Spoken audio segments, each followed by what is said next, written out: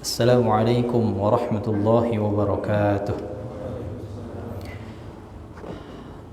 Alhamdulillah, segala puji bagi Allah, Tuhan kita semua, Zat yang maha agung, Zat yang maha kuasa, Zat yang maha menghidupkan dan mematikan, Zat yang kita bergantung segala sesuatu kepadanya, Zat yang tiada Tuhan selain Dia, Zat yang maha suci dari segala kekurangan. Dialah Allah subhanahu wa ta'ala, yang juga Allah subhanahu wa ta'ala menggantungkan segala nikmat yang telah beliau karuniakan kepada kita dengan satu kalimat yang bisa kita amalkan setiap hari, yaitu dengan mengucapkan Alhamdulillah.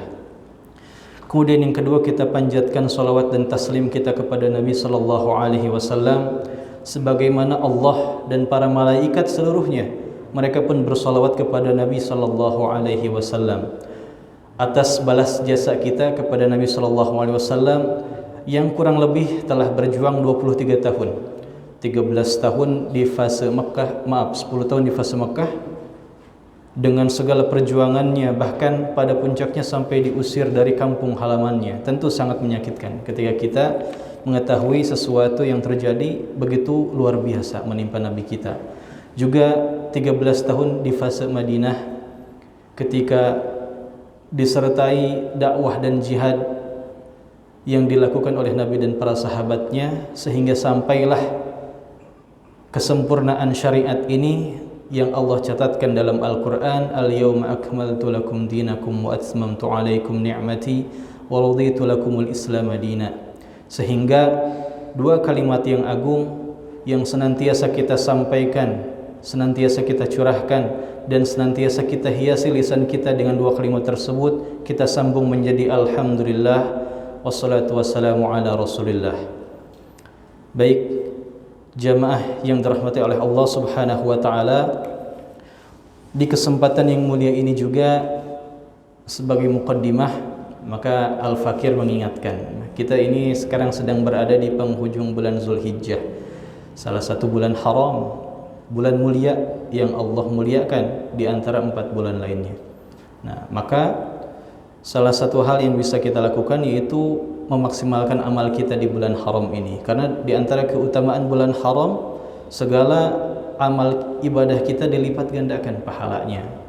Kita sudah melewati fase yang puncaknya, yaitu 10 hari pertama. Maka di akhir ini jangan sampai kita sia-siakan juga, karena sebentar lagi kita juga akan menyongsong tahun yang baru di bulan Muharram. Baik jamaah semua yang dirahmati oleh Allah subhanahu wa ta'ala, pada kesempatan sore hari ini insyaallah kita akan membahas kitab ini, Minhajul Muslim.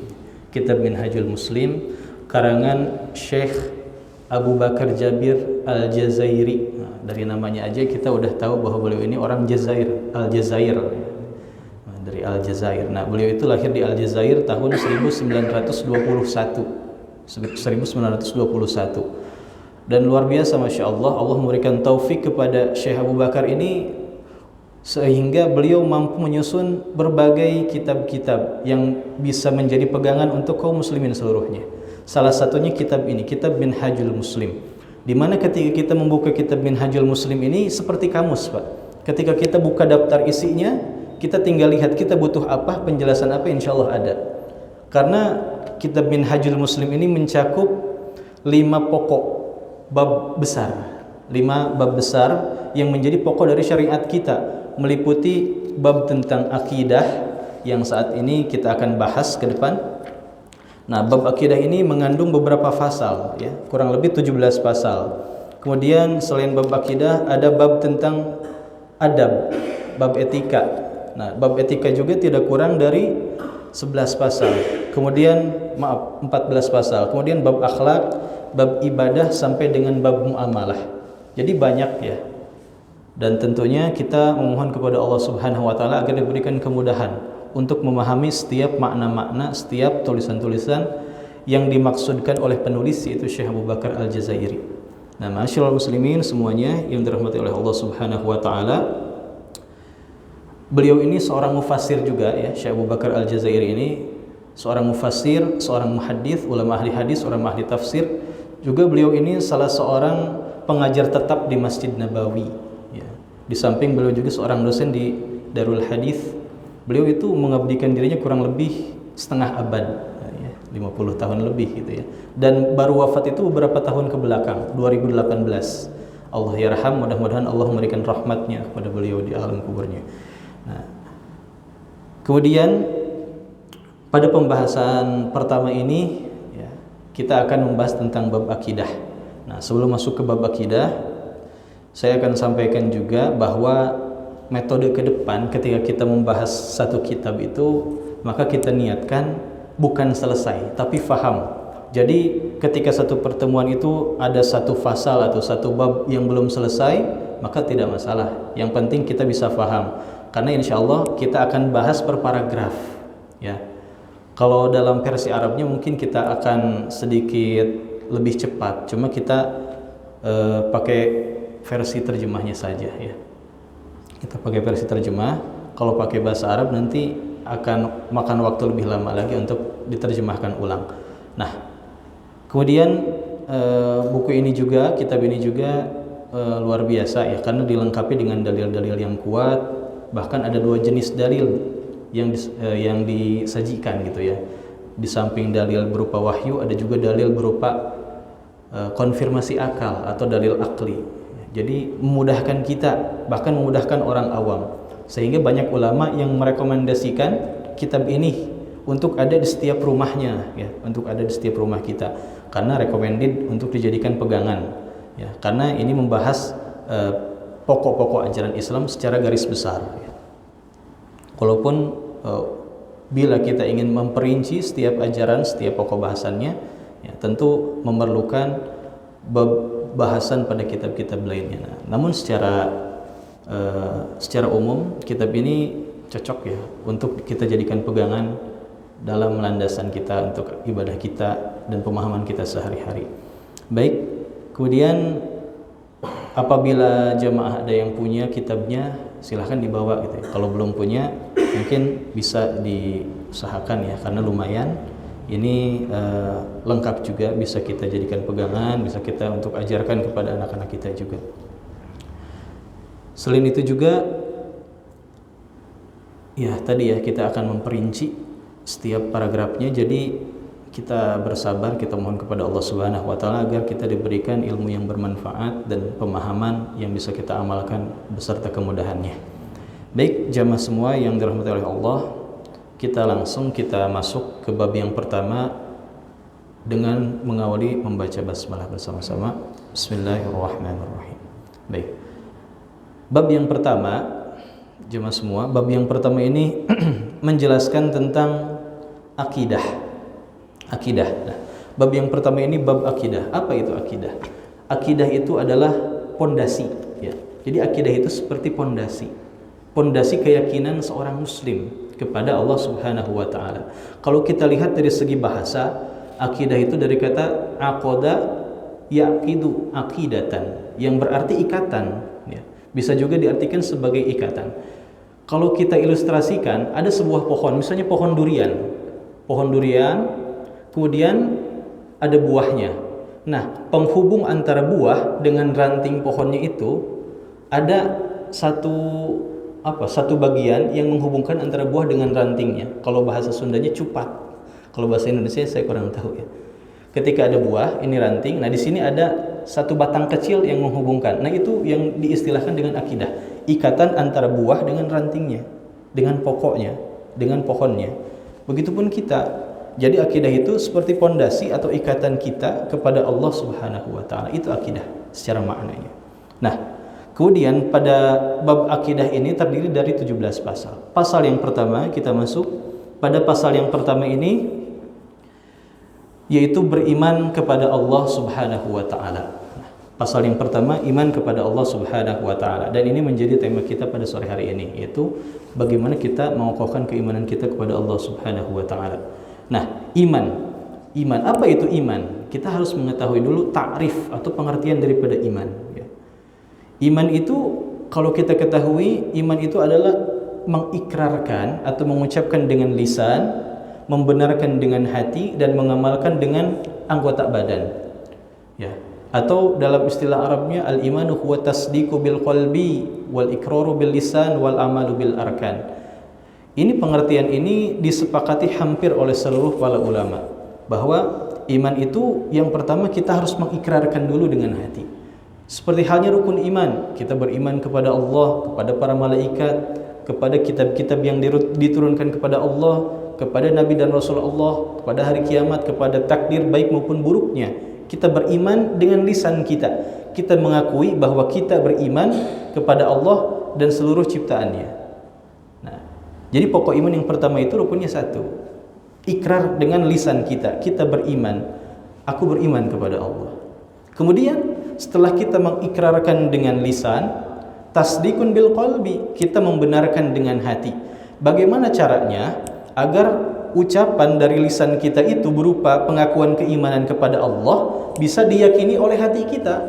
Nah, itulah tugas kita dan itulah yang akan kita pelajari pada sore hari ini. Bagaimana cara menumbuhkan, mengokohkan keimanan kita yang sudah kita ucapkan, sudah kita ikrarkan itu dengan hati kita, sehingga keimanan kita akan all out, akan maksimal, gitu ya. Kemudian setelah itu, setelah kita meyakini dengan hati, wal amalu bil arkan. Tidak sah jika iman kita tidak kita amalkan, ya. Ketika kita sudah mengetahui segala halnya tentang keimanan kita, maka kewajiban kita adalah mengamalkannya. Kita menjalankan segala ibadah, menjalankan amar ma'ruf nahi munkar, berusaha menjalankan perintah Allah dan menjauhi larangan-larangannya. Baik. Pada pasal yang pertama ini, pada paragraf yang pertama, penulis mengatakan, pasal ini pasal yang paling penting kedudukannya. Pasal ini pasal yang paling penting kedudukannya, paling agung nilainya, karena kehidupan seorang muslim berputar pada hal ini. Nah, jadi kata Syekh Abu Bakar, pasal tentang akidah dan keimanan ini adalah hal yang paling penting dan menjadi asas dasar dari segala hal yang ada dalam ajaran Islam. Jadi hal yang paling utama adalah keimanan kita, akidah kita, karena itu yang melandasi segala amal ibadah kita dalam Islam. Nah, jika kita perhatikan gitu ya, ma'asyiral muslimin, ketika seseorang sudah meneguhkan imannya, sudah memantapkan hatinya dengan keimanannya, maka kita bisa saksikan tidak ada lagi orang lemah, tidak ada lagi orang takut. Ketika seseorang sudah meyakini bahwa Allah adalah segalanya, beserta wujudnya, beserta asma dan sifatnya, beserta segala sesuatu yang berkaitan dengan Allah, mereka sudah yakini dengan hatinya, maka orang miskin bisa menjadi kaya, orang lemah bisa menjadi kuat, orang penakut bisa menjadi pemberani, orang pelit bisa menjadi dermawan, dan seterusnya. Ketika mereka sudah meyakini dengan hati, nanti kita akan hadirkan beberapa contoh-contoh dari riwayat-riwayat yang sahih. Nah, jadi di samping nanti ada dalil-dalil yang disajikan dari buku, insya Allah akan kita tambahkan sedikit dari pemahaman yang kami miliki. Kemudian disampaikan juga oleh penulis bahwa kehidupan seorang muslim itu berpusat pada masalah akidah ini dan terbentuk dengannya. Nah, kita juga karakter kita itu akan terbentuk ketika kita sudah memahami keimanan kita kepada Allah Subhanahu wa taala. Baik. Kemudian orang muslim beriman kepada Allah dalam artian membenarkan wujud Allah. Kita mengimani bahwa Allah yang menciptakan segalanya, Allah mengetahui hal-hal yang gaib dan seluruh yang berkaitan dengan Allah. Nah, misalnya ketika kita sudah memahami, sudah memantapkan keimanan kita sudah sampai pada derajat itu, tidak sampai di lisan saja, hati kita sudah mengiyahkan, sudah mengkonfirmasi keimanan tersebut dengan seyakin-yakinnya, maka tadi kondisinya akan berbeda. Kita pun akan terbentuk menjadi pribadi karakter yang Allah inginkan, gitu. Maka jika kita lihat banyak sekali contoh-contoh, kita lihat beberapa riwayat dalam hadis-hadis Nabi Shallallahu Alaihi Wasallam. Misal dalam riwayat yang dihadirkan, misalnya ada seorang sahabat, ya, atau misalnya kita hadirkan dalam contoh yang lebih baru terlebih dahulu. Misalnya ada satu kisah nih yang saya hadirkan dari kalangan salaful ummah, dari tabi'in. Ada seorang tabi'in, dia itu berniaga, kebiasaannya berniaga, ya. Dan pada saat itu dia itu sedang melakukan safar dalam rangka berniaga ke negeri Syam, dan itu memerlukan waktu berhari-hari lamanya. Nah, seorang tabi'in ini dia itu melakukan perjalanan, dan tentunya perjalanan yang dilakukan dimulai dari pagi hari, siang, seterusnya sampai tiba malam hari dia akan beristirahat dimanapun tempat yang ia singgahi. Qadarullah, dia itu berhenti di satu hutan pada satu hari dalam perjalanannya. Dia berhenti di satu hutan. Nah, di dalam hutan itu kebetulan pas dia masuk hutan itu sudah tiba waktu maghrib. Berarti tempat singgah dia ya di situ, di hutan itu. Karena waktu sudah mulai gelap, tidak mungkin dia melanjutkan perjalanan. Baik, singkat cerita, seorang tabi'in tersebut tidur dikarenakan kelelahan gitu ya. Ketiduran, sampai akhirnya dia terbangun pada malam hari, teringat belum sholat. Nah, akhirnya dia sholat, melakukan sholat, termasuk melakukan sholat jamak, qashar, dan seterusnya, disertai dengan sholat tahajud pada malam harinya. Nah, ketika dia sholat tahajud, jamaah semua, dia sempat terkejut ketika dia selesai melaksanakan sholat, dia selesai salam, kemudian dia melihat sesuatu yang sangat luar biasa di depannya.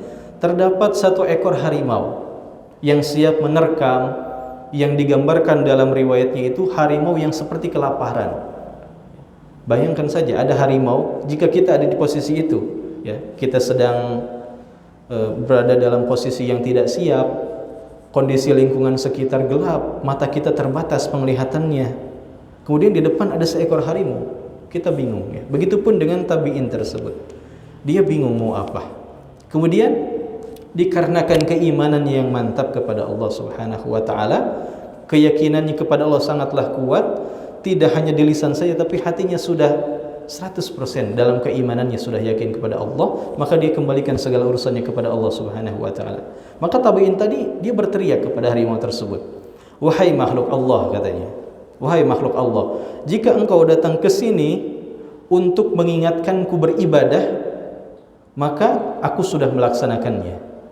Namun jika kedatanganmu ke sini untuk mengganggu aku atau memakan aku, maka silakan lanjutkan tugasmu, karena itu adalah kehendak Allah. Tapi," katanya, kata tabi'in tersebut, "jika tugasmu itu datang ke sini untuk mengganggu ibadahku karena aku sedang sholat," katanya, "maka aku akan memohon kepada Tuhanku untuk menghancurkanmu." Dan Masya Allah, ketika beliau mengatakan itu harimau langsung menundukkan kepala dan berpaling darinya, pergi, dan tidak pernah kelihatan lagi sampai tiba waktu siang harinya. Masya Allah, itu salah satu bentuk keteguhan iman yang dinampakkan oleh orang-orang terdahulu, salaful ummah. Bahkan misalnya ada lagi dalam riwayat lain, ini sahabat Nabi, Al-Ala Al-Hadrami. Al-Ala Al-Hadrami. Nah, beliau ini seorang sahabat Nabi. Nah, beliau sempat mendapatkan tugas dari Nabi Shallallahu Alaihi Wasallam untuk berjihad, ya. Nah, ketika beliau mendapatkan tugas tersebut, berangkatlah beliau beserta sahabat-sahabat lainnya. Nah, ketika sampai di tempat tujuan, wah ternyata itu tempat yang akan kita taklukkan pada hari ini. Nah, sahabat tersebut melihat, wah ternyata akses menuju tempat itu terhalang oleh hutan belantara. Nah, tiba-tiba pasukan muslim langsung membentuk tim untuk melakukan survei. Coba survei ke tempat itu, apakah aman untuk disinggahi, untuk dilalui? Oke. Akhirnya mereka lalui hutan itu untuk disurvei. Nah, ketika dilihat-lihat ternyata banyak sekali hewan buas. Banyak sekali tempat-tempat yang memang ketika dilalui itu sangat membahayakan. Bahkan mungkin ada selentingan, kalau sekarang mungkin hutan terlarang ya kalau gitu. Jadi kalau dilalui gak bakal bisa balik atau gak bakal bisa keluar gitu. Nah, jadi zaman dulu juga ada kayak gitu. Nah, terus Al-Ala sebagai pemimpin kelompoknya pada saat itu memutuskan, kita jangan takut, kita punya Allah, kata Al-Ala. Akhirnya Al-Ala mengajak pasukannya, ayo kita berdiri di depan pintu hutan. Nah, ketika mereka berdiri di depan pintu hutan, Al-Ala berteriak, "Wahai seluruh penduduk yang ada di dalam hutan, jika kalian melihat kami, kalian pasti tahu bahwa kami adalah utusan Nabi sallallahu alaihi wasallam. Dan ketahuilah," kata Al-Ala ini, "kami datang ke sini untuk melakukan jihad yang diperintahkan Allah Tuhan kami dan Tuhan kalian juga," katanya. "Maka jika kalian menghendaki segala sesuatu tentang Tuhan kalian, maka izinkanlah kami melewati tempat ini dengan rasa aman yang seperti yang dijanjikan oleh Tuhan kami. Maka Masya Allah muslimin, ketika bersamaan dengan itu, tiba-tiba hutan itu menjadi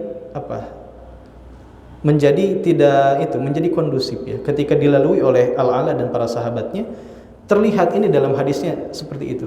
Terlihat hewan-hewan itu semuanya diam dan berbaris seperti membentuk barisan-barisan. Kalau kita mungkin kayak upacara itu ya, paskibra gitu ya, membentuk barisan, dan Al-Ala beserta rombongannya berjalan di tengah gitu. Itu seluruh hewan-hewan berbaris. Dan itu tentunya tidak bisa kita lakukan tanpa keyakinan yang kuat kepada Allah Subhanahu wa taala. Mereka melakukan itu karena keyakinannya kepada Allah Subhanahu wa taala sangatlah kuat. Nah, bisa kita amalkan mungkin ya dalam ketika suatu waktu kita bepergian, kalau kepepet banget ya bismillah, teriak. Kita pastikan ya. Tentunya ini menjadi satu konsekuensi keimanan kita kepada Allah. Kita serahkan segalanya kepada Allah, maka nanti Allah akan menjamin kita. Nanti akan ada hadis qudsi yang disampaikan. Kemudian kita lihat lagi, misalnya peristiwa Nabi Ibrahim alaihissalam. Ketika Nabi Ibrahim alaihissalam mendapatkan hukuman dari Namrud ya. Ketika Nabi Ibrahim akan dibakar, bukan main dibakarnya 3 hari ya. Kita manusia dibakar beberapa menit udah angus ya. Apalagi ini 3 hari. Bahkan tinggi apinya itu sampai 17 meter dalam riwayat. Saking besarnya, saking api itu. Nah, akan dibakar selama 3 hari. Nah, ketika itu maka Jibril turun atas perintah Allah. Ketika malaikat Jibril turun, malaikat Jibril menyampaikan pesan dari Allah. Ya Nabi Allah, katanya, jika engkau menghendaki, aku bisa saja mematikan Namrud. Bisa juga aku menjadikanmu terbang dan pergi dari tempat ini. Bisa juga aku menjamin keselamatanmu dan seterusnya gitu. Apa yang disampaikan oleh Jibril untuk menyelamatkan Nabi Ibrahim. Tapi apa yang dikatakan oleh Nabi Ibrahim? Ini luar biasanya. Kata Nabi Ibrahim, wahai Jibril, andai kata engkau yang berkata seperti itu, demi Allah, tidak akan aku minta sedikit pun keselamatan yang keluar dari lisanmu. Apa yang kau minta? Kecuali itu datang dari Allah Subhanahu wa taala secara langsung. Akhirnya setelah mendengar itu, malaikat Jibril pergi dan Nabi Ibrahim berdoa kepada Allah, ya Allah, walaupun aku tidak pernah melihatmu, aku hanya memohon kepadamu.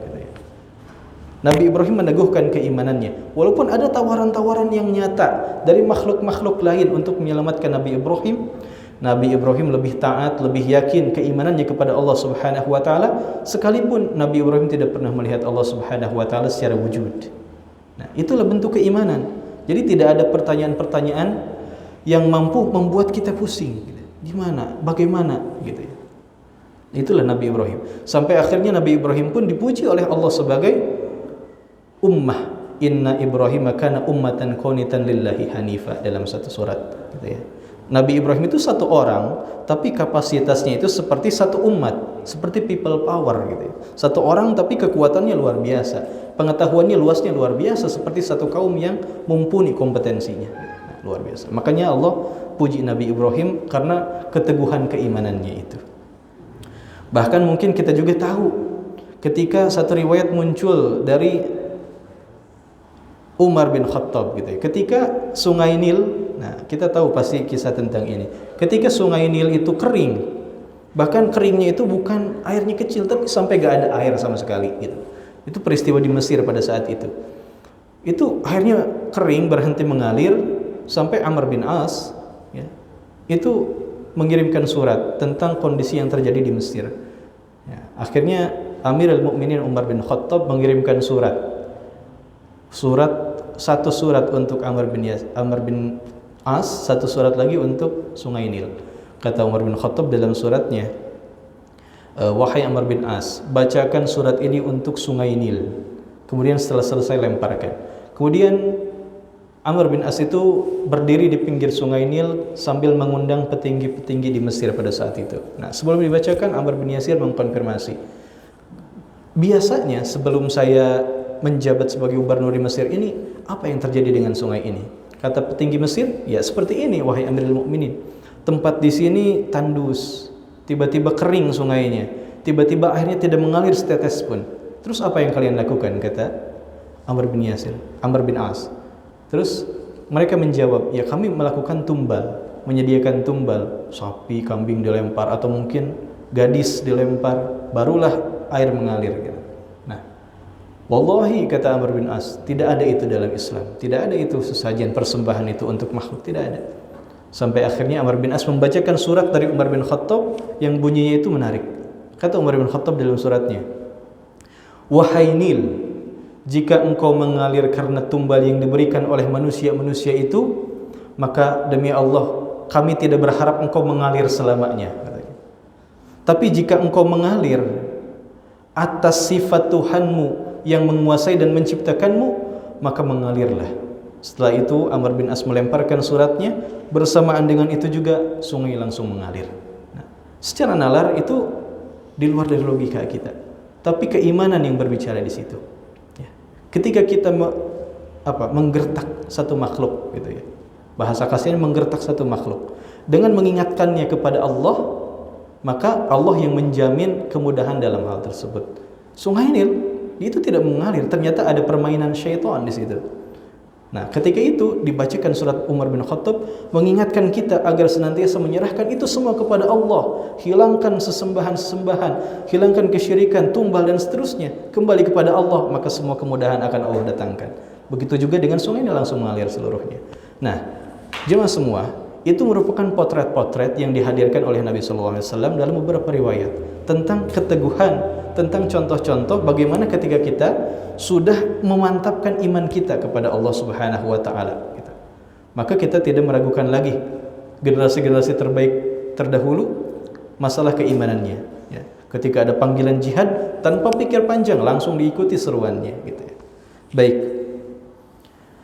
Nah, jadi iman kepada Allah itu satu paket. Kita beriman kepada wujud Allah, beriman kepada sifat-sifat Allah, nama-nama Allah, segala bentuk ciptaan Allah, kita beriman kepada Allah dengan sepenuh hati keyakinan kita. Nah, kemudian di sini dihadirkan dalil-dalil, ya, dalil-dalil tentang wujud Allah, sifat-sifat Allah, ciptaan Allah, juga nanti tentang sanggahan-sanggahan Allah terhadap orang-orang yang musyrik. Baik, kita masuk pada dalil yang pertama. Jadi subhanallah, dalil yang pertama ini dalil yang berupa nakli atau wahyu.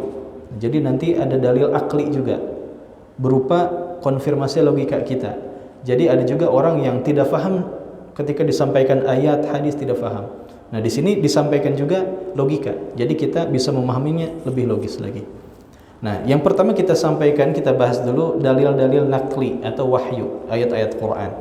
Yang pertama dalil yang menjelaskan tentang wujud Allah, tentang penciptaan makhluk-makhluk Allah, tentang nama dan sifat-sifat Allah.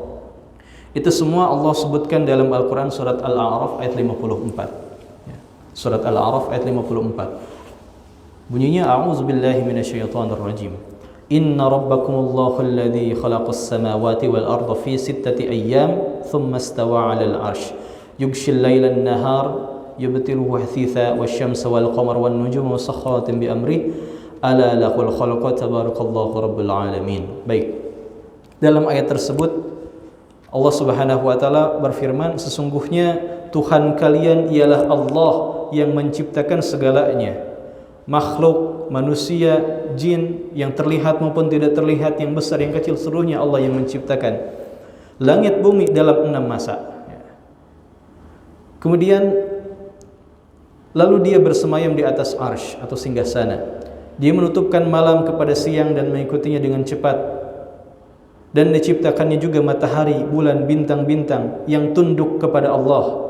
Ingatlah, menciptakan dan memerintahkan seluruh makhluk itu adalah hak Allah. Maha suci Allah, Tuhan semesta alam. Nah, dalam ayat ini, masyaallah muslimin, Allah Subhanahu wa taala mengenalkan dirinya sebagai apa? Sebagai Rabb. Apa itu Rabb? Rabb itu pencipta. Allah mengenalkan dirinya sebagai Tuhan yang menciptakan segala sesuatu, juga menciptakan sistem-sistem yang terdapat pada penciptaannya. Seperti halnya tadi yang disebut oleh Allah, matahari, bulan, bintang dan seterusnya, itu semua berporos padanya, dan itu merupakan satu bukti dari Allah Subhanahu wa taala. Itu semua Allah yang menciptakan. Di sini pada ayat ini Allah Subhanahu wa taala bahkan menyindir siapa yang mampu melakukan itu kalau bukan sesuatu, kalau bukan zat yang maha agung gitu ya. Makanya dalam ayat ini Allah mengenalkan dirinya sebagai Rabb, sebagai pencipta gitu. Nah, kemudian jika kita fikirkan ma'asyiral muslimin, adakah gitu ya Tuhan lain yang mampu menciptakan sesuatu? Bahkan Allah sebutkan perumpamaan dalam Al-Quran itu dengan sesuatu yang kecil, nyamuk misalnya. Jangankan menciptakan nyamuk, kita meneliti nyamuk saja, apa yang terdapat di dalamnya. Jantung nyamuk segede apa, berat nyamuk sekilo itu berapa jumlahnya, kita gak tahu. Allah a'lam. Hal yang kecil aja kita gak mampu. Bahkan Allah di sini menantang, coba jika ada Tuhan lain, Tuhan seperti apa yang mampu melakukan itu semua, menciptakan matahari yang berputar pada porosnya, menciptakan bulan yang berputar pada porosnya, bintang-bintang dan seterusnya gitu ya. Maka tabarakallahu rabbul alamin, maha suci Allah, Tuhan yang mampu menciptakan alam semesta ini ya. Jadi termasuk hujan ya, kemarin kita hujan seharian nggak ada matahari gitu ya, sekarang luar biasa terangnya. Nah itu kuasa Allah Subhanahu wa taala. Jadi nggak ada itu yang tahun lalu ramai itu Mbak Rara ya. Bawang, wah itu kebetulan aja nggak ada itu. Jadi segala sesuatu itu murni sistem dari Allah Subhanahu wa taala, penciptaan beserta sistemnya, termasuk penciptaan kita gitu ya. Tidaklah Allah ciptakan kita kecuali dengan seluruhnya sempurna gitu ya. Termasuk dari mulai awal penciptaannya, kita diciptakan dari apa, kita nanti mati masuk mana, semua sudah Allah jelaskan dengan jelas gitu. Kemudian firman yang kedua Allah Subhanahu wa taala ini berkaitan dengan kisah Nabi Musa.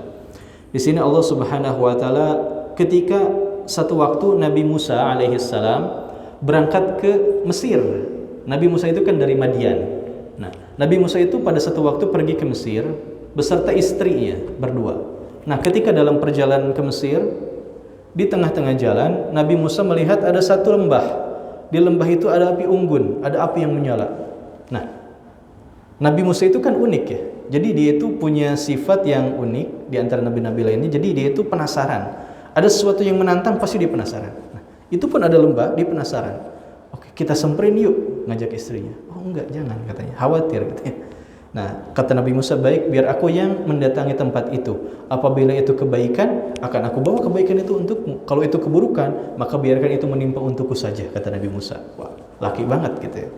Terus kata Nabi Musa, akhirnya Nabi Musa mendatangi lembah itu yang ada apinya. Kemudian terdengar suara. Nah, suara itu diabadikan dalam Al-Quran, surat Al-Qasas ayat 30. Di situ Allah Subhanahu wa taala berfirman, "Ya Musa, inni anallah Rabbul alamin." Tiba-tiba ada suara, "Ya Musa, inni anallah Rabbul alamin" dalam Al-Qasas 30. Wahai Musa, sesungguhnya aku adalah Allah, Tuhan semesta alam. Dan di antara mukjizat Nabi Musa yang tidak dimiliki nabi-nabi lainnya, Nabi Musa itu punya kelebihan satu, yaitu kalimullah. Nabi Musa itu punya kelebihan mukjizat, bisa berbicara dengan Allah secara langsung, bisa berdialog dengan Allah, ngobrol secara langsung tanpa perantara Jibril. Dan ini langka, tidak dimiliki oleh nabi-nabi lainnya. Nabi-nabi lain itu melalui perantara, ada Jibril. Kalau Nabi Musa bisa langsung. Makanya tadi terdengar suara langsung. Ya Musa, ini anallahu Rabbul alamin. Nabi Musa langsung terkaget gitu ya. Nah, itu dalam ayat ini menjelaskan juga bahwa Allah Subhanahu wa taala mengenalkan dirinya. Berarti Allah itu wujudnya jelas. Allah itu ada ya. Ya, kita harus yakin bahwa Allah itu ada. Nah, pada saat itu juga Nabi Musa ketika belum menerima wahyu gitu ya. Makanya Nabi Musa ketika sedang mungkin fase keimanannya sedang dikokohkan. Ketika dikokohkan itu Nabi Musa langsung mendapatkan bukti tentang wujudnya Allah, mendengar suara bahwa inni anallah Rabbul alamin. Aku adalah Allah Tuhan semesta alam. Nabi Musa terheran, kaget gitu ya. Nah, baik, itu wujud ayat juga yang mengkonfirmasi tentang wujud Allah Subhanahu wa taala, bahwa Allah itu nyata adanya. Salah satu ayat yang menjadi bukti tentang keadaan Allah Subhanahu wa taala. Dan juga kalau kita lihat tentang Nabi Musa ini ya, Setelah itu Nabi Musa itu mendapatkan perintah gitu ya, untuk ke Bukit Tursina. Ya. Jadi mendapatkan wahyu. Kalau Nabi Musa mendapatkan wahyu dalam kitabnya itu 40 hari satu paket udah selesai. Kalau Nabi Muhammad itu selama bertahun-tahun dan berangsur-angsur. Nabi Musa 40 hari udah semuanya itu semua dapat gitu ya.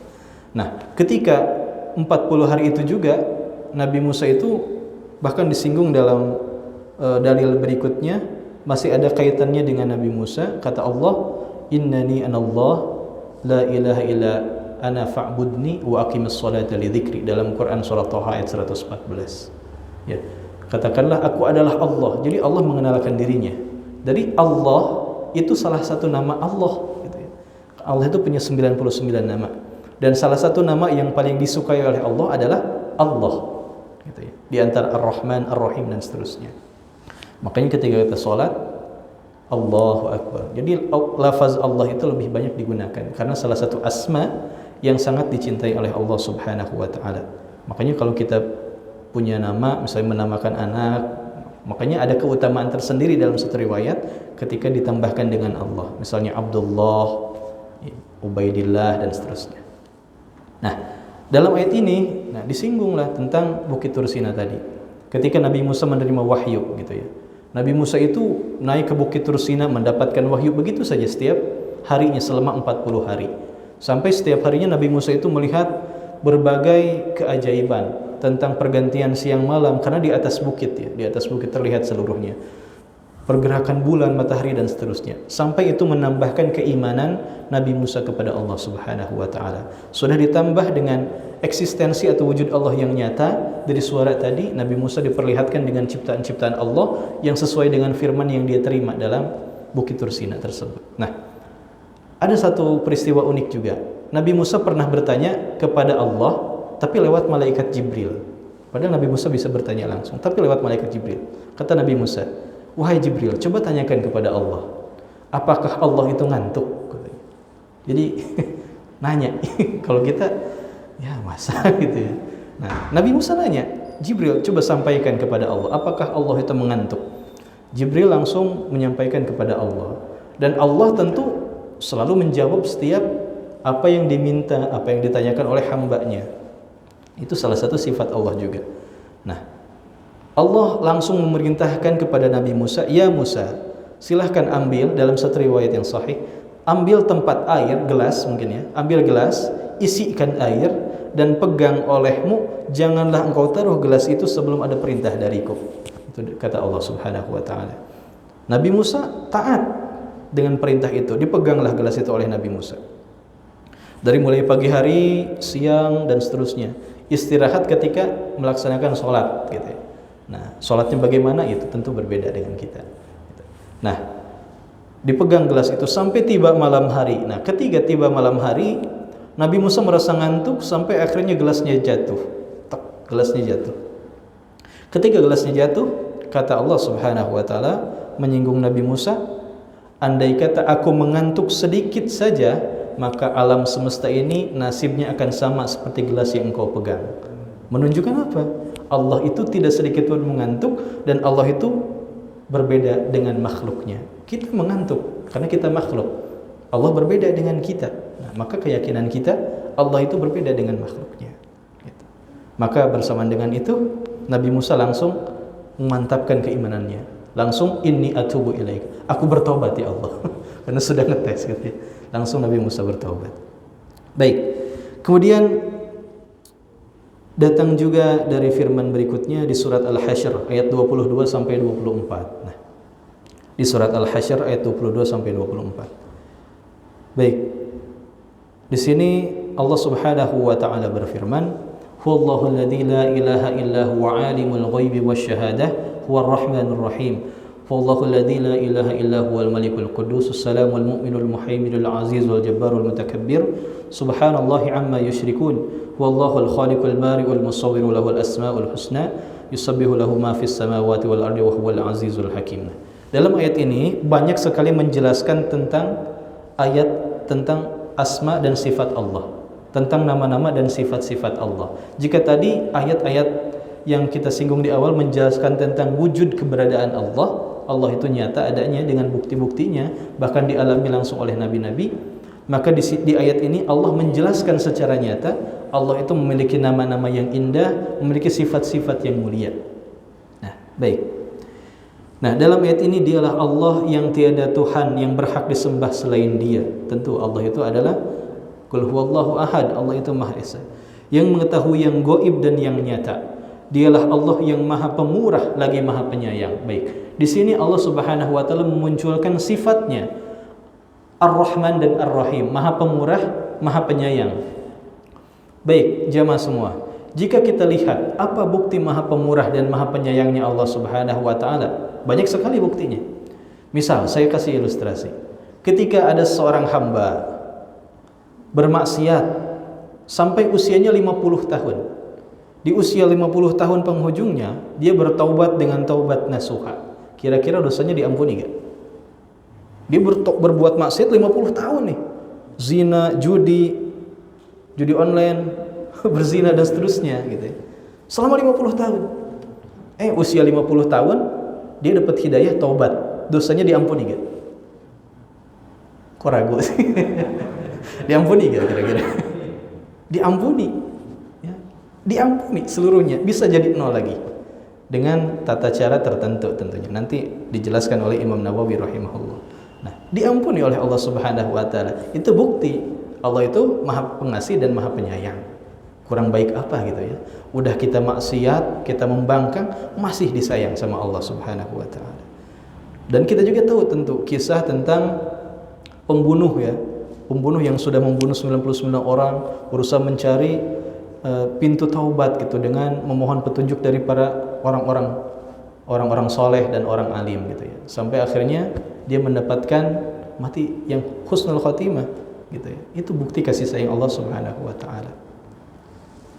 Nah, banyak sekali sebetulnya contoh-contoh yang bisa kita nampakkan dalam hal ini gitu ya. Misalnya ketika Nabi Musa tadi misalnya.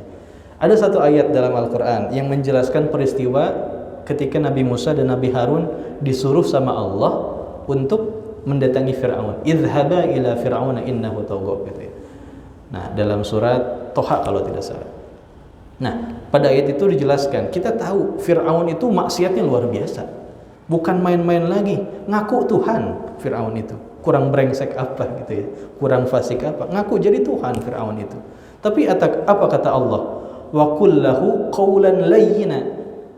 Wahai Musa, silahkan dakwah ke Fir'aun, tapi sampaikan kepada Fir'aun qawlan layyina, dengan kata-kata yang lemah lembut.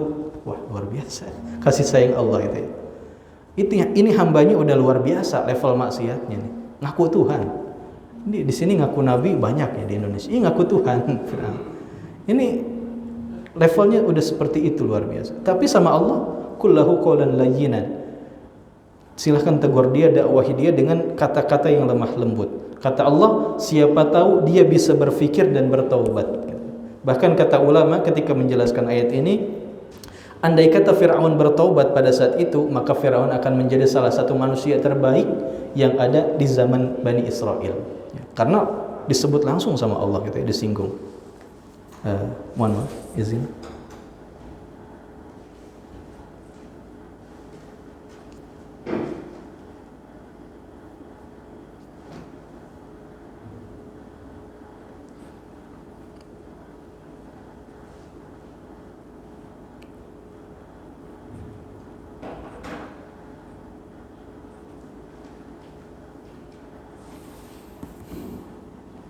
Baik, kembali lagi. Nah, begitu. Jadi bentuk kasih sayang Allah itu banyak sekali gitu ya. Termasuk tadi Fir'aun. Termasuk mungkin kita sendiri ya. Kita mungkin pernah merasakan bentuk kasih sayang Allah. Ketika kita mepet-mepet, ada aja solusinya gitu. Nah, itu banyak sekali yang bisa kita rasakan berkaitan dengan bukti-bukti kasih sayang Allah. Baik, lanjutan ayatnya. Huwallahu alladzi la ilaha illa huwal malikul quddus salamul mu'minul muhaiminul aziz wal jabbarul mutakabbir. Dialah Allah, Tuhan yang berhak disembah. Dia adalah Raja Maha Suci, Maha Sejahtera, Maha memberikan keamanan, Maha memelihara ya. Nah, Maha memelihara termasuk segala ciptaan Allah yang ada di muka bumi ini. Kalau kita membahas tentang sifat Allah yang Maha memelihara ini, Air itu tidak pernah berkurang. Air itu dari zaman dulu sejak Allah ciptakan, ya volumenya seperti itu, kuantitasnya sebanyak itu, tidak pernah berkurang, dan seterusnya. Maha perkasa, maha kuasa, maha suci. Huwallahul khaliqul bari'ul musawwiru lahul asmaul husna yusabbihu lahu ma fis samawati wal ardi wa huwal azizul hakim. Dialah Allah yang menciptakan segala sesuatu, yang mengadakan, yang membentuk rupa. Nah, Allah juga memiliki sifat-sifat tersebut, sifat-sifat yang mulia tersebut. Maka Allah itu sangat adil. Allah itu menciptakan kebaikan. Tadi kan Al-Bari, maha mengadakan. Allah mengadakan kebaikan juga keburukan. Tapi bagi Allah, Allah hanya memilih sifat-sifat terbaik bagi dirinya. Sifat-sifat Allah itu tidaklah terbatas. Seluruh sifat-sifat kebaikan itu melekat kepada Allah Subhanahu wa ta'ala. Juga Allah itu maha suci dari segala sifat-sifat buruk yang ada, yang Dia ciptakan. Nah, misalnya seperti halnya kita. Jadi kalau kita lihat konteks daripada Al-Bari, nama Allah ini Al-Bari, itu mengadakan. Dalam istilah lain, kalau dalam bahasa Arab, misalnya ada orang yang jago membuat kue. Nah, ketika ada orang buat kue, dia bikin kue sangat indah, sangat cepat dibandingkan dengan pembuat-pembuat kue lainnya. Nah, itu istilahnya Al-Bari. Jadi orang yang sangat menguasai bidangnya, itu Al-Bari. Nah, itulah Allah, sifat Allah. Bisa kita lihat buktinya. Kita ini semua sama jenisnya, tapi berbeda-beda gitu.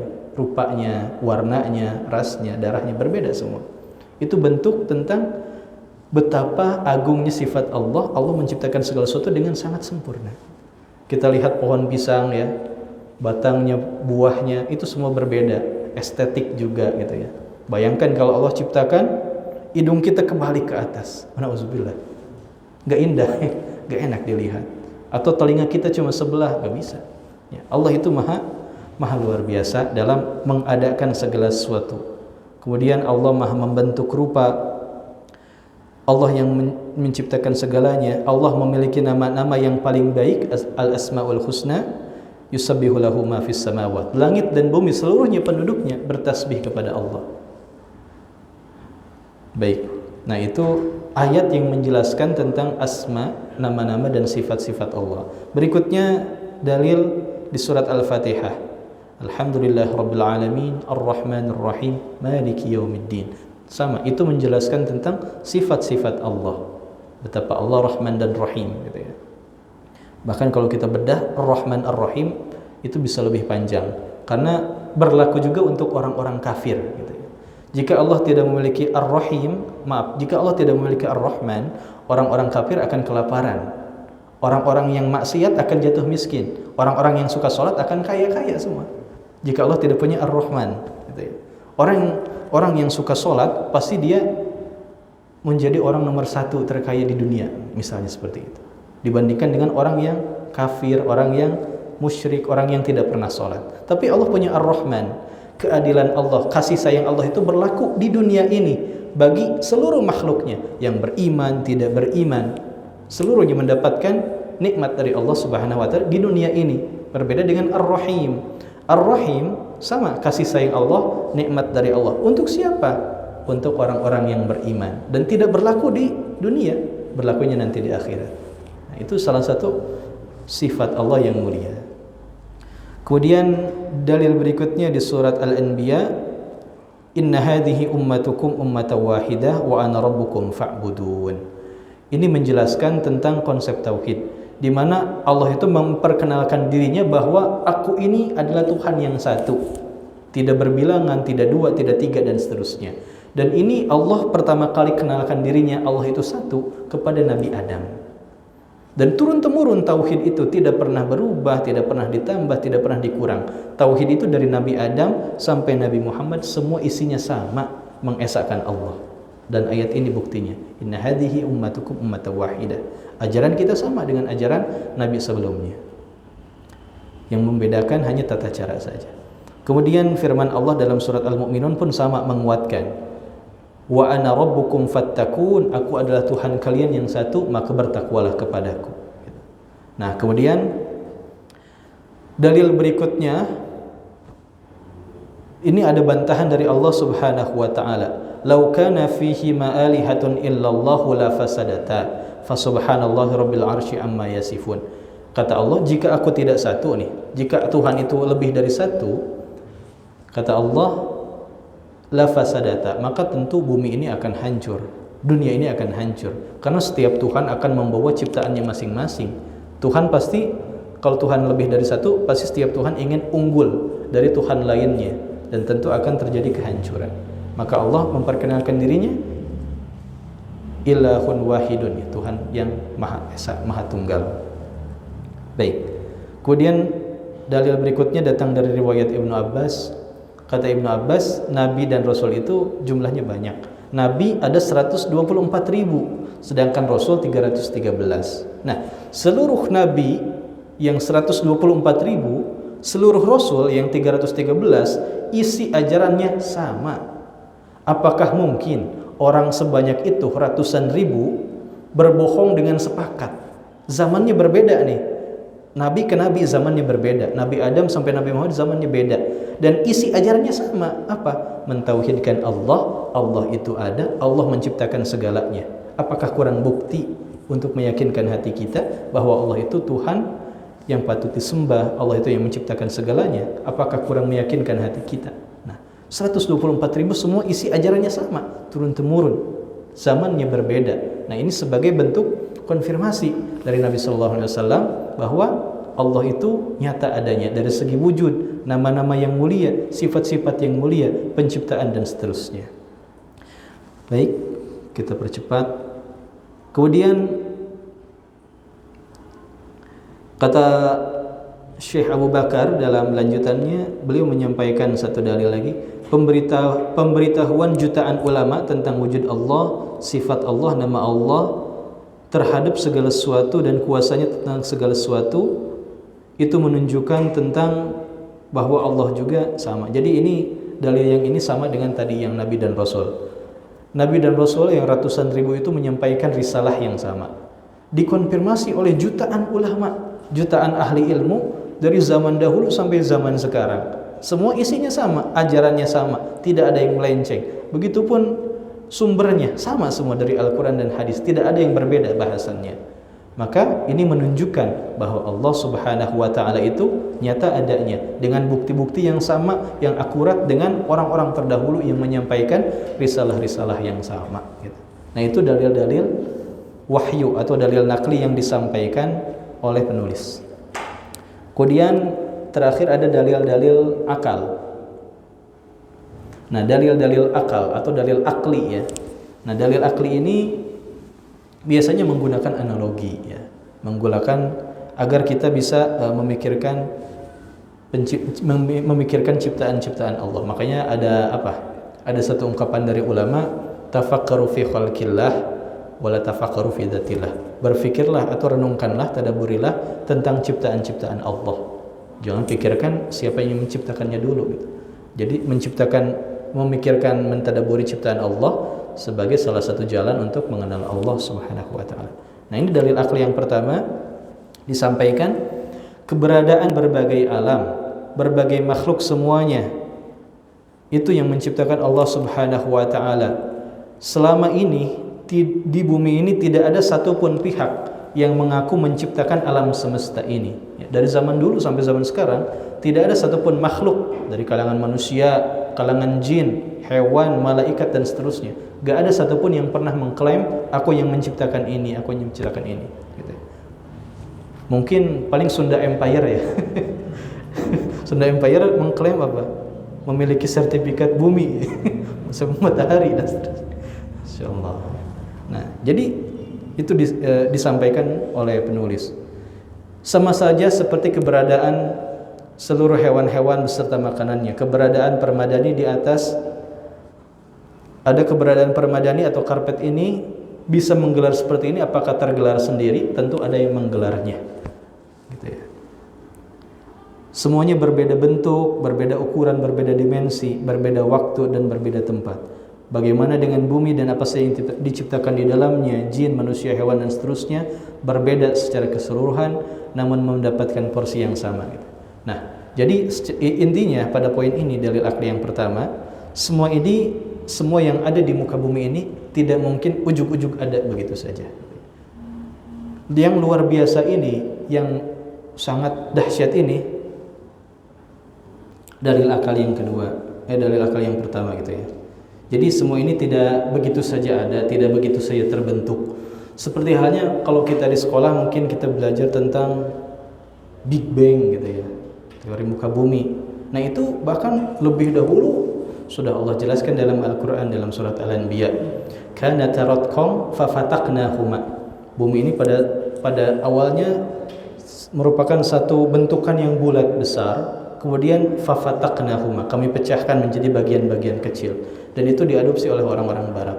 Nah itu bentuk-bentuk hal-hal seperti itu banyak sekali yang bisa kita tadabburi gitu ya, berkaitan dengan alam semesta, ciptaan dan seterusnya. Baik.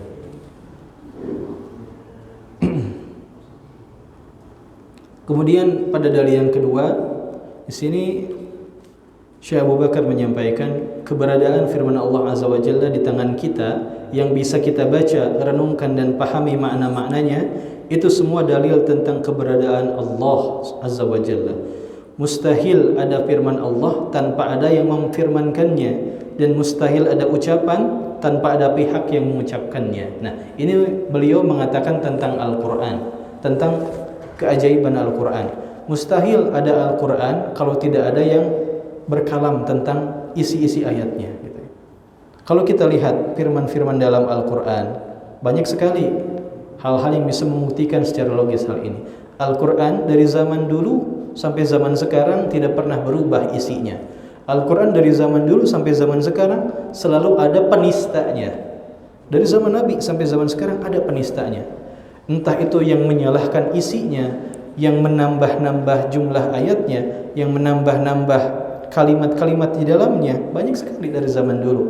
Bahkan ada juga yang menambah atau membuat tandingan-tandingannya, dan itu tidak pernah berhasil dari zaman dulu sampai zaman sekarang. Itu menunjukkan Al-Quran bukan buatan manusia. Nah, di sini Syekh Abu Bakar menyampaikan hal tersebut. Betapa mulianya, betapa agungnya Al-Quran.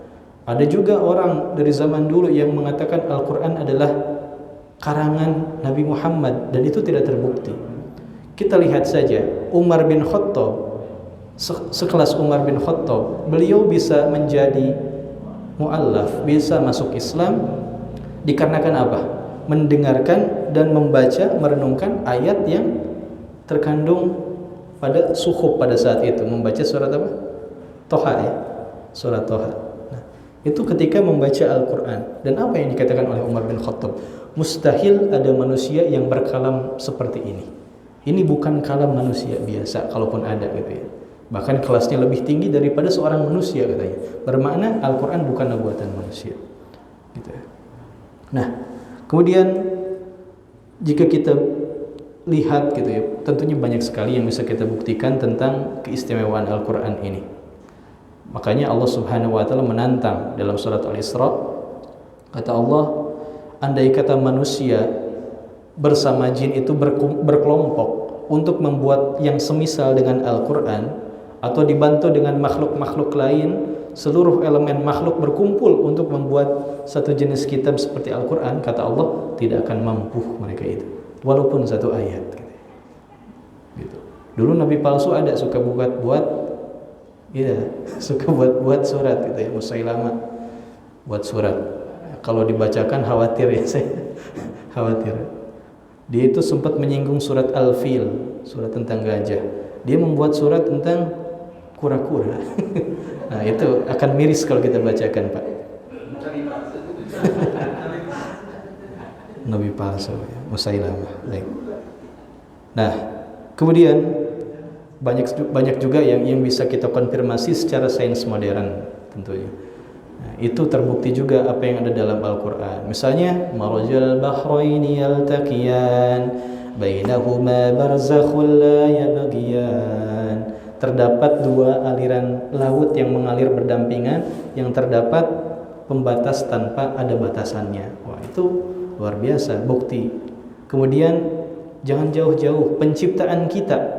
Allah Subhanahu wa taala sudah menyampaikan ribuan tahun lalu dalam Al-Quran bahwa penciptaan kita itu min nutfah, thumma min alaqah, thumma min mudghatin, thumma ansha'nahu khalqan akhar, fatabarakallahu ahsanul khaliqin, dalam surat Al-Mu'minun. Kata Allah, kita itu diciptakan dari setetes mani menjadi segumpal darah, segumpal daging, kemudian menjadi bentuk yang lain, yaitu janin. Dan itu terkonfirmasi secara ilmu pengetahuan. Nah, itu luar biasa. Itu membuktikan ayat-ayat kauniyah atau dalil akli, secara akal Al-Quran ini mustahil buatan manusia. Tentu buatan sesuatu zat yang maha agung yang menciptakan kita tentunya. Baik, kemudian disampaikan juga di sini yang terakhir, nomor 3, dalil akli yang berkaitan dengan wujud sifat asma Allah Subhanahu wa taala dan yang berkaitan dengan Allah, adanya sistem yang teratur. Adanya sistem yang teratur ini dalam bentuk ketentuan-ketentuan alam pada makhluk, penciptaan dan pengembangan semua makhluk hidup di alam raya ini. Jadi semua ini tentu sunnatullah. Misal, ketika melihat bulan, bintang dan seterusnya, itu semua jelas dalilnya ada, semua berputar pada porosnya. Misalnya kita kaitkan dengan kebiasaan kita. Ada satu peristiwa ketika Abu Hanifah, ya, atau Imam Hanafi yang kita kenal. Imam Hanafi itu pernah berdialog dengan seorang ateis. Nah, ketika Imam Hanafi bertemu dengan seorang ateis ini berkata, kalau betul Allah itu ada, coba tunjukkan dong Allah itu ada di mana. Kemudian berikan buktinya bahwa kalau Allah itu ada, berikan buktinya tanpa ada sedikit pun bekal yang aku miliki. Jadi seorang ateis ini tidak memiliki pengetahuan tentang Allah sedikit pun.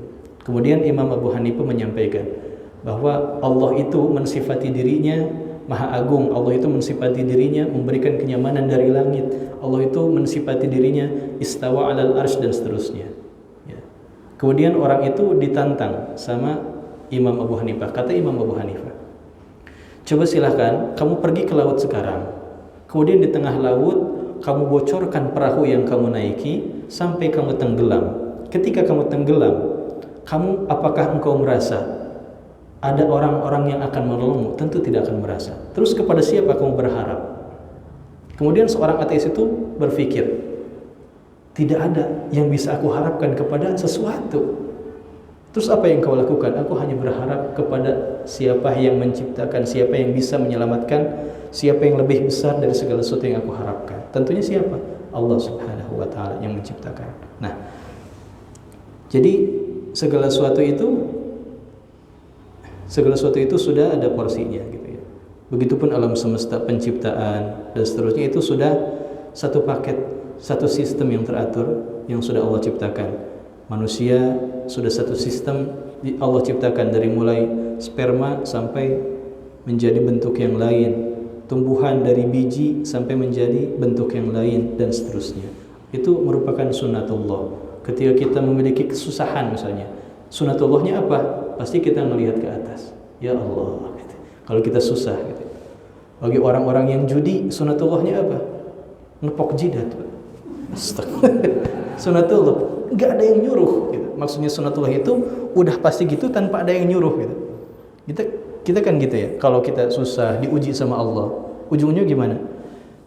Ya Allah, kita nengok ke atas, mengkiblatkan wajah kita ke atas seperti halnya kita berdoa.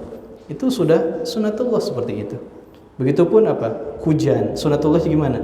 Ya hujan itu turun dari atas ke bawah, sunnatullahnya. Pohon dan seterusnya, itu sudah sunnatullah. Nah, itu merupakan bukti-bukti bahwa Allah Subhanahu wa taala itu nyata adanya dari segi wujud, dari segi penciptaan, dari segi asma, sifat dan seterusnya. Kemudian ditutup dengan statement dari penulis ini, Muslim beriman kepada Allah berdasarkan dalil-dalil akal, dalil-dalil nakli dan dalil-dalil akli di atas. Orang Muslim beriman kepada Allah Subhanahu wa taala, beriman kepada rububiyahnya.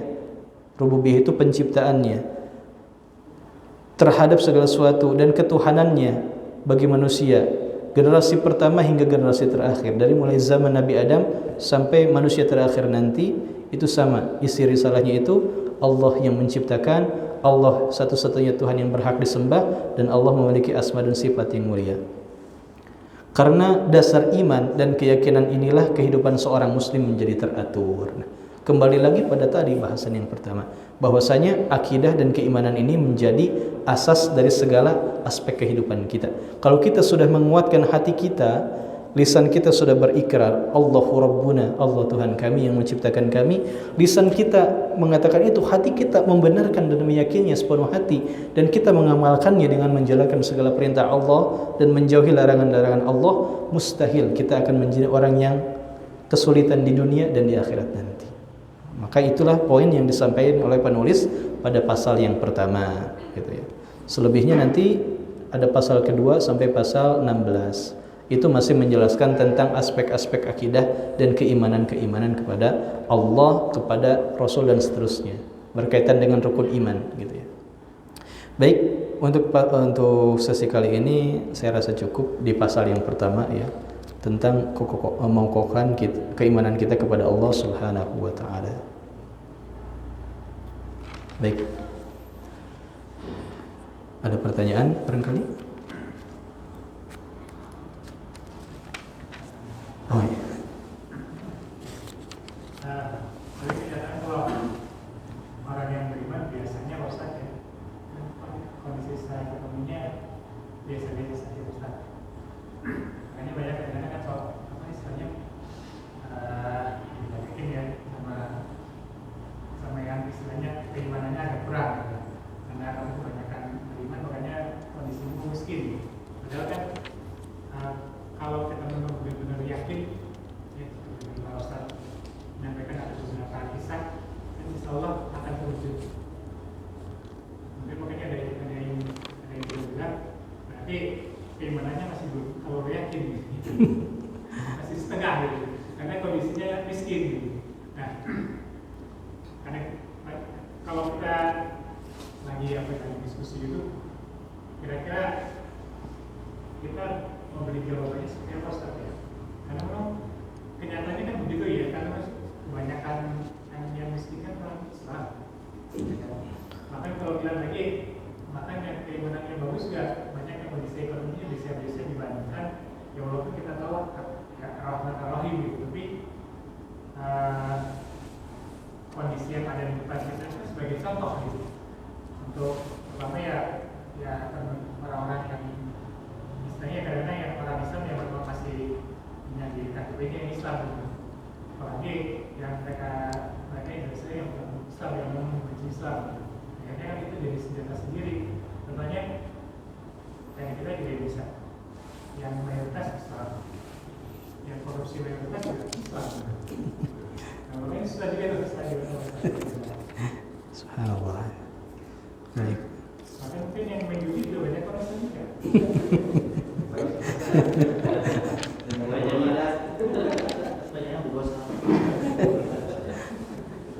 Baik. Nah itu sebetulnya ada ranah khusus nanti itu untuk bahasan seperti itu nanti di bab 2 kalau nggak salah, sama di pasal 2 tentang rububiyah. Nah, tapi sedikit saja. Nah berkaitan dengan itu, maka ini ada 2 sifat yang bisa kita yakini. Satu, Allah itu maha adil. Apa keadilan Allah? Itu berupa Ar-Rahman tadi. Allah itu rata memporsi makhluknya dengan setiap jatah rezeki, jatah kebutuhan, jatah yang Allah berikan segala sesuatu dalam bentuk apapun gitu ya. Nah, yang sering kita lalai itu bentuk apapunnya itu. Ada orang yang menitik beratkan segala karunia Allah itu dengan materi. Ada yang menitik beratkan segala bentuk karunia Allah itu dengan aset dan seterusnya. Tapi tidak menghiraukan bentuk yang lain seperti halnya keimanan, seperti halnya kemudahan dalam beribadah, seperti halnya memiliki orang-orang teman-teman yang soleh, lingkungan yang baik, kemudian keturunan-keturunan yang soleh dan seterusnya. Nah, tentu ini merupakan salah satu karunia yang Allah juga berikan kepada orang-orang yang beriman, yang mungkin mereka juga ada yang sadar, ada yang tidak. Untuk orang-orang yang tidak sadar, orang-orang yang fasik, tentu mereka akan menitik beratkan terhadap sesuatu yang material gitu ya. Nah, untuk orang-orang yang beriman memang Allah uji. Dan kata Imam Ahmad bin Hanbal, seseorang itu akan merasakan nikmat yang besar, akan merasakan nikmat itu besar ketika diuji dengan dihilangkannya nikmat itu. Misal, ketika kita sakit, ketika kita sehat, nikmat sehat kita dihilangkan, maka kita menjadi sakit. Dan ketika sakit itu kita akan merasa bahwa wah, sehat itu mahal sekali, sehat itu luar biasa sekali. Nah, itulah yang tidak dimiliki oleh orang-orang yang hatinya tertutup dengan hubbu dunia, dengan kecintaan kepada dunia, gitu ya. Maka mereka akan melihat segala sesuatu dari jenis nominal, jenis materi dan seterusnya. Kemudian ada satu ayat yang bisa kita tadabburi juga. Misalnya dalam surat Al-An'am ayat 44, kata Allah Subhanahu wa taala, "Falamma nasu ma dzukiru bihi lafatahna 'alaihim abwaaba kulli syai'in hatta idza farihu bima qalu baghtatan qalu ya hasrata." Nah, kata Allah Subhanahu wa taala, "Falamma nasu ma dzukiru bihi fatahna 'alaihim abwaaba kulli syai'." Ada beberapa orang-orang yang kami lebihkan dengan fasilitas, dengan kebahagiaan, farihu, dengan kebahagiaan. Banyak sekali orang yang memiliki perbedaan pendapat dalam kebahagiaan. Ada yang bahagia dengan uang banyak, ada yang bahagia dengan aset banyak, ada yang bahagia dengan anak banyak dan seterusnya, beda-beda. Ada yang bahagia dengan istri banyak. Wallahu a'lam, gitu ya. Nah, beda-beda. Kata Allah, ada yang kami lebihkan seperti itu, tapi dalam bentuk ujian. Dalam bentuk ujian. Hatta idza farihu bima utu, sampai dia merasa merasa kalap. Segala sesuatu itu melupakan bahwa itu yang memberikan adalah Allah. Sampai mereka benar-benar lupa, wah, ini semua datang dari Allah. Mereka lupa itu datang dari Allah. Kata Allah, baghtatan, aku akan rebut itu semua sampai seakar-akarnya, sampai habis, sampai dia jatuh sejatuh-jatuhnya. Itu yang dinamakan dengan istidraj. Nah, itu tidak bisa disangka-sangka. Istidraj itu istilahnya umpan dari Allah. Jadi semua kita ini punya peluang sama untuk mendapatkan istidraj, gitu ya. Ada yang dipeluangkan istidraj itu dengan kemewahan, ada yang dengan keimanan, ada yang dengan keilmuan, gitu ya. Ada orang yang sombong dengan keimanannya, sombong dengan keilmuannya dan seterusnya. Itu semua Allah uji, gitu ya. Sampai pada titik di mana dia lupa kepada Allah Subhanahu wa taala dengan kesombongannya itu, akibat kesombongannya, maka Allah akan jatuhkan dia pada kondisi yang sebaliknya. Yang tadinya muslim menjadi munafik, yang tadinya kaya menjadi miskin dan seterusnya. Dikarenakan apa? Dikarenakan tadi, hatta idza farihu bima utu. Ketika dia ditimpakan kebahagiaan, diberikan kelebihan, dia itu lupa kepada Allah Subhanahu wa taala. Jadi jika kita ingin mengukur harta yang baik atau tidak, ya, ketika dengan harta itu kita mudah tidak melakukan kebaikan, maka itu insya Allah bebas dari istidraj. Jika dengan harta yang kita miliki ini kita justru jauh dari Allah, maka berhati-hati, gitu. Maka tolak ukurnya seperti itu. Nah, selebihnya wallahu alam, insya Allah nanti akan disinggung di bab lainnya, gitu. Dalam hal itu memang fenomena dan faktual sekali hal-hal seperti itu. Oke, ada lagi. Ya, ini jadi baru awal ya, kita baru menanamkan konsep wujud Allah, rububiyah. Ini belum rububiyah juga, belum secara mendalam. Ini baru konsep tentang keberadaan Allah secara umum, dari segi wujudnya, dari segi namanya, sifatnya, dampaknya yang kita rasakan dan seterusnya. Ini konsep awalnya.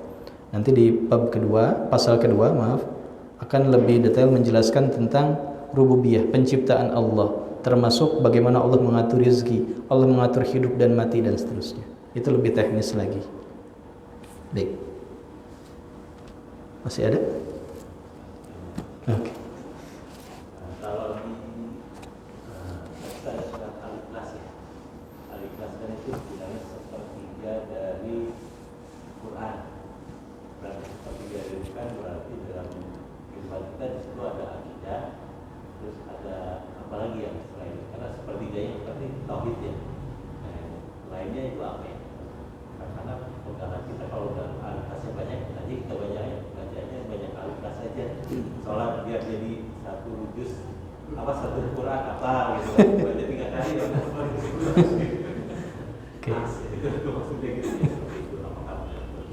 Oke. Nah, jadi kata Ibnu Abbas radhiyallahu an dalam Al-Itqan fi Ulumil Quran, dalam kitab Ulumul Quran, disampaikan bahwa setiap surat itu punya keutamaan masing-masing, punya fadilah masing-masing. Makanya salah satunya seperti halnya surat Al-Ikhlas. Al-Ikhlas itu seperti sepertiga Al-Quran, sepertiga lainnya dan sepertiga lainnya. Itu menunjukkan apa? Itu menunjukkan makna yang tersirat di dalam surat Al-Ikhlas. Apa makna yang tersirat? Qul huwallahu ahad, Allahus samad, lam yalid walam yulad, walam yakul lahu kufuwan ahad. Semuanya membahas murni tentang tauhid. Jika kita lihat tadi yang disampaikan oleh Syekh Abu Bakar, apa kata Syekh Abu Bakar tadi? Kata Syekh Abu Bakar, ya,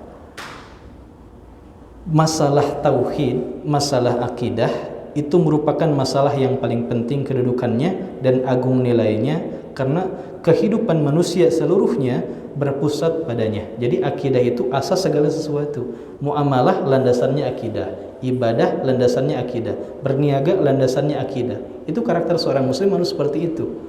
Nah, harapannya seperti itu. Ketika kita mempelajari keimanan, segala sesuatu yang kita lakukan di muka bumi ini landasannya adalah akidah, keimanan kepada Allah. Kita datang ke masjid karena landasan kepada Allah. Kita bekerja landasannya karena Allah. Yang ditanamkan dalam surat Al-Ikhlas itu menancapkan makna tauhid yang benar-benar murni. Makanya namanya Al-Ikhlas, murni. Di dalam ayatnya tidak ada lafaz ikhlas yang tersirat, saking murninya gitu. Nah, maka masalah tauhid itu pokok dari segala permasalahan yang ada. Makanya memiliki keutamaan seperti itu gitu. Maka membaca Al-Ikhlas 3 kali sama seperti menghatamkan Al-Quran. Karena apa? Karena makna Al-Quran pada hakikatnya, kata Imam Romli, hakikat daripada Al-Quran itu satu. Apa? Bismillahirrahmanirrahim. Dengan menyebut nama Allah yang Maha Pengasih lagi Maha Penyayang.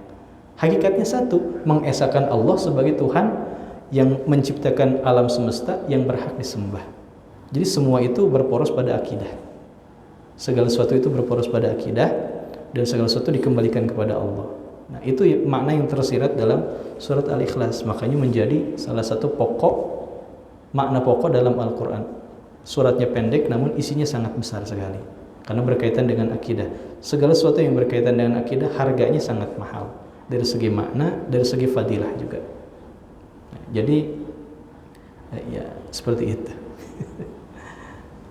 Allahu a'lam. Oke, ada lagi? Sudah ya? Baik. Baik, jika sudah, mudah-mudahan Allah Subhanahu wa taala memberikan taufik kepada kita agar mampu mengamalkannya, agar mendapatkan ilmu bermanfaat, juga bisa mendakwahkannya kepada orang-orang di sekitar kita. Insyaallah kita lanjutkan di pertemuan berikutnya. Insyaallah Allah mudahkan ke depannya. Jika ada yang punya kitab silakan dibawa ya, agar lebih memudahkan proses belajarnya. Baik, untuk sore hari ini kita berharap kepada Allah Subhanahu wa taala keberkahan yang kita lakukan pada perkumpulan kita dengan menyempurnakannya membaca doa kafaratul majlis. Subhanakallahumma wa bihamdika asyhadu an la ilaha illa anta astaghfiruka wa atubu ilaik. Mohon maaf atas segala kesalahan, kekurangan, dan khilafannya. Assalamualaikum warahmatullahi wabarakatuh.